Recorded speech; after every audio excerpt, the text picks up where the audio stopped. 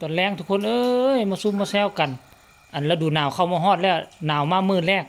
เขาส่งให้เจ้าทางหมดแอบ นะพากันกินข้าวกินน้ำ ผ่านเบิ้ง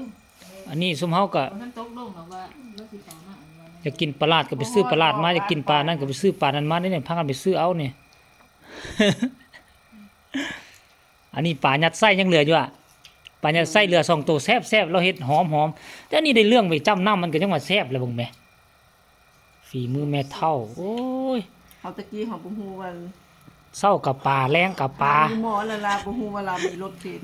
กระฮู้อยู่กระเห็นเขามายกตลอดยกเสายกหยัง เป็นของรถเทรนที่เห็นเว้านี่น่ะ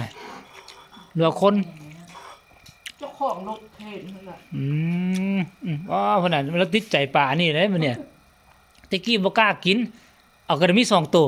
ตัวเดียว เอาตัวหนึงไปใส่ อ่ะมันเป็นตัวเดียว เอามี2ตัว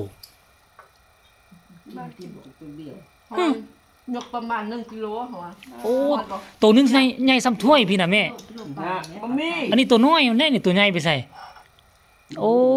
หมูเอาไปติตัวนั้นน่ะ เอาหลายแล้วว่ะ3-4แส อ๋อน ทุกคน น้ำที่แสนไม่ตื่นอีกหนาแสน ไม่หรอกแจกเลย เอ้าตอนลูกทอกใส่ถุงมันก็ยังอยู่หั่นโอ้ยมันออกจาก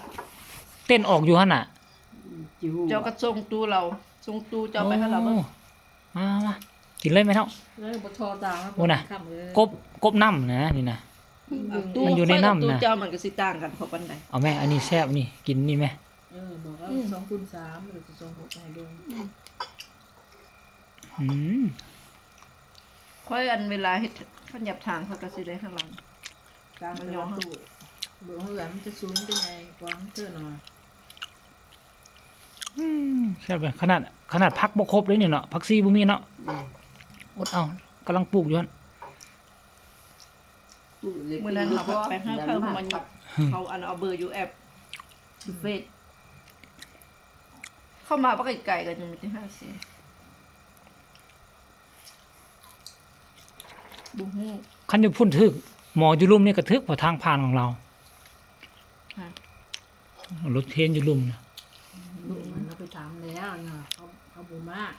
ถามแล้วคัน แพง ว่า ปะ ล้านไปแล้วจะไปถามมันอายเบิกเขาเอาให้นี่ บูมากมีคนหนึ่งว่าล้านเจ็ด อ้าวโห เอาแพงว่าเอาก็ซื้อรถจกซะไปซื้อรถยกคันหนึง บ่เกิน5แสน6 แม่ แสน รถ นะ นี่ เลยว่าบนนั้นเลยบนนั้นว่าตกลงยังมันนี่ดูตุกองคล้ายคงกินบนหนาเจ้าอันนี้มีขาหาแล้วก็เจ้าอันนี้ กินเข้าไปล้มกันไปบ้างไหมทุกคนไหมอันนี้ไม่เท่ายัดอัว แต่เราค่ายเศร้าอยู่หลัก21นี่ดิ บ่แม่นเนาะ บนเงินใกล้เจ้ากับมีด ตัวยัดเขากินหมดเหรอ ตัวยัดตัวนี้นี่ไม่เท่าเฮ็ดแซ่บอันเราต่ำมันน่ะ ตุกอง อันยัดกกเพื่อกันน่ะเขาเคยยัดแล้วบ่แซ่บเท่าเราขนาดเขามีเครื่องครบบ่เราเอาแต่หัวที่ไข่มันมาต่ำใส่หอม ยกถาดก็สิ5แล้วยกบ่เกิน3แสนเนาะ อันนี้คือปลาลาด เพราะ เด้ ว่า อ เขายกบ่ไปใส่เลยยกลงนิดนึง ปลาลาด หอมที่ใกล้หอมเครื่องจริงไหม อืมอ๋อคลิปนี้ก็ฝากฝังไว้ซ้ำเด้อก่อนนอนบ่ก่อนนอนได้เฮายังสิดังไฟจีเผือกจีมันอยู่เด้